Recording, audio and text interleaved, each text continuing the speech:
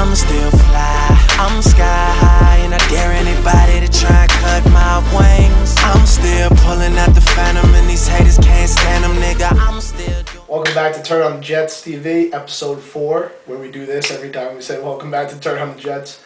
And we're currently swamped with midterms here. Not good. Got a 10-page midterm due tomorrow. I'm on page 2 right now. Gonna be a long night, so I figured I'd treat myself to a little break that I haven't earned and film the show. Quick week recap of week 3. Jets are 3-0. You know, I'm ecstatic. You know, really the mark of a good team is when you go out and you don't have your A game, which the Jets clearly didn't against the Titans, you still find a way to win. And the Jets did just that. You know, they came out, had really an unbelievable start. Mark Sanchez comes out, he's on fire, he hits all his passes, has that bizarre run into the end zone where he almost snaps his neck. Kick it off, Titans fumble, it's 14-0, just like that. And really from that point on, the Titans basically dominated the game. They battled all the way back, took a 17-14 lead. You know, into late in the third quarter, the Jets looked like they couldn't do anything. You know, I was ready. I was like, here's a letdown. Here we go, back to reality. And fortunately, the Titans punt returner, Ryan Mouton, muffed the punt. He had already muffed the kickoff, and Jets go down and recover it. And from that point on, you know, they really seized the momentum. The defense stepped back up. Sanchez had a big touchdown pass to Kotri, who's having a great season, had a great game last week, really looking the part of number 1 receiver. And here we are, Jets are 3-0. Very, very exciting. Other quick stuff around the league. Patriots had a little bounce-back win against the Falcons. Officiating horrible in that game. Obviously favoring the Patriots because certainly the NFL wouldn't want to see them go 1-2.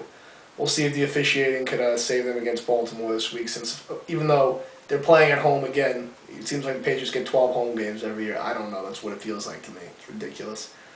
Dolphins, 0-3. Who said the Dolphins were going to be terrible this year? I did. I'm not the only person, but plenty of people said that. I thought they would be 6-10. They're going to be 3-13 now. Very sorry to hear about Chad Pennington, who we got a lot of love for over here. We always like Chad, but he's out for the year, and Chad Henne's just not good, and the Dolphins just aren't good. So I'm really hoping that, you know, we're going into that Monday night game the week after next at 4-0, and the Dolphins are 0-4, and we're just beating up on Jason Taylor, who I hate, Channing Crowder, who we obviously hate for talking a lot of trash to Rex Ryan, and you know, real happy about the Dolphins being terrible this year. Bills looked alright last week, hanging with the Saints for a while, eventually fell off. Saints actually beat them with their running game, which is a bit of a surprise.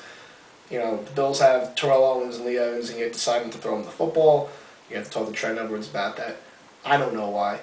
Anyway, enough of week 3. We're going to cut to a quick commercial break, and then we're going to come back and talk Jets Saints, of course, biggest game of the week in the NFL. So I'm obviously real fired up about a game this Sunday against the Saints. I mean, we had a great game plan. We're going to upset them. You know, no one's giving us a chance, but we're going to be 4-0. I can't wait. You know, Joe, you don't play college football anymore. You're just a regular fan now. What are you talking about? I'm a normal fan. I don't do anything outside of the ordinary on a game day. Yeah, okay.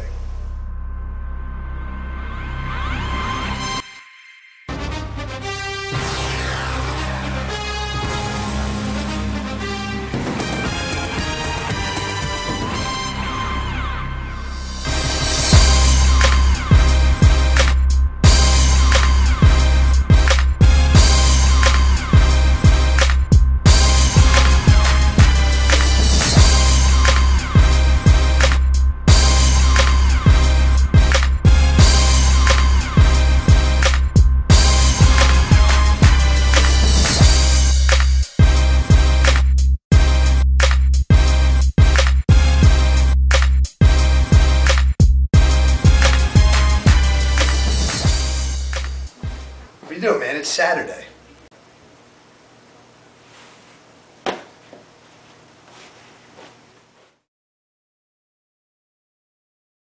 Alright, welcome back. We're going to talk a little Jets Saints now.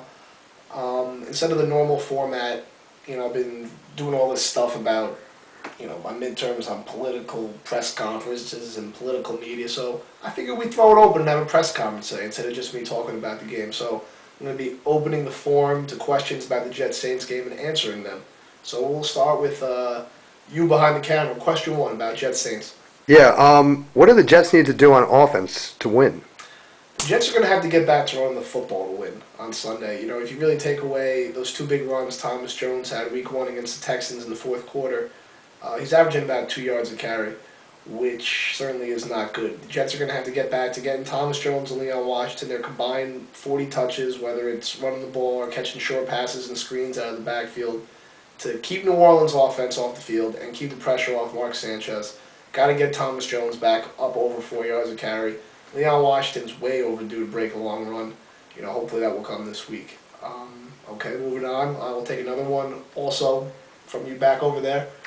Yeah, thanks. Talking Jets defense here, how can they slow down the Saints' offensive attack? Well, I think Rex Ryan said it best this week. You can't do traditional things against the Saints. Can't run traditional coverages because Drew Brees will just carve you up. You know, he's one of the best in the game. The Jets are going to have to keep doing what they do, which they run a very unique defense. You know, mixing the 3-4 and the 4-3 with all kinds of blitzes. You know, it's like when you play in Madden when you're the Jets. You bring in your dime package, you send in 4 DBs, and Rex Ryan actually does that, and it's been working for the Jets. So I don't expect them to change who they are for the Saints. You know, I'm a little concerned because I don't think Lito Shepherd or Donald Strickland are going to play. You know, obviously I'm not worried about Revis on Colston, but a little worried about Dwight Lowry on an island out there with a speedy guy like Devery Henderson or Robert Meacham. You know, there's going to be pressure on him. I wouldn't be surprised if they gave him some help over the top. But, you know, the Jets will still have to be aggressive, still come after Drew Brees, try to force him into a couple turnovers. I'm not as worried about the Saints running game as long as we got Jenkins up front with Scott and Harris in the middle. But, you know, really the key is going to be putting pressure on Brees. Okay, question 3. Over here. Okay, you over there. Who's going to be the Jets' X factor this week?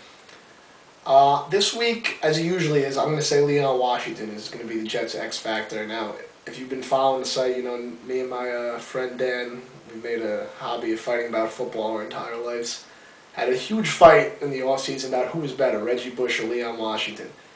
And as we're going to show the stats right here, to this point in the season, after Leon jumped out to a nice lead in week 1, Bush probably has he has slightly better offensive stats, although he really hasn't been a factor in the return game because he doesn't return kicks anymore, and he's been okay returning punts. Leon's been good returning kicks, hasn't returned punts since week 1, but in terms of offensively, Leon's yet to get into the end zone. Bush has been, you know, he's got more receiving yards, more catches, better yards per catch, although in terms of running the ball, Leon's been a little better.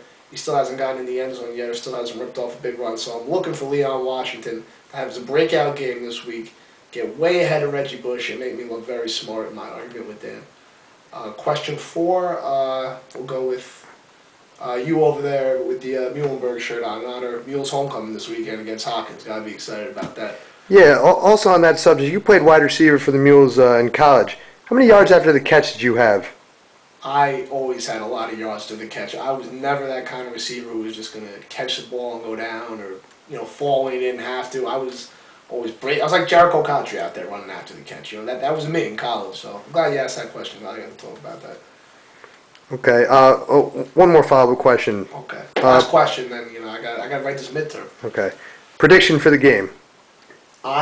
Despite the Jets being 6.5-point underdogs, how dare you? No respect for the Jets still. They've been underdogs now 3 of the 4 weeks, yet they keep proving everybody wrong.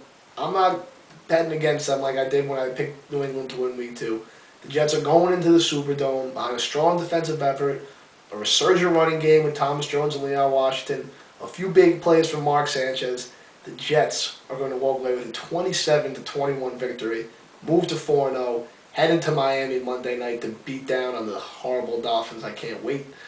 And now I'm getting all fired up. I got to calm back down. Anyway, that's it for week 4. I turn on Jets TV. You know, any suggestions anyone has for the show, feel free to leave them on the site. No, we can't have a different host. I'm the only person who's going to host the show, so don't bother with that. And that's it for this week, so see you later.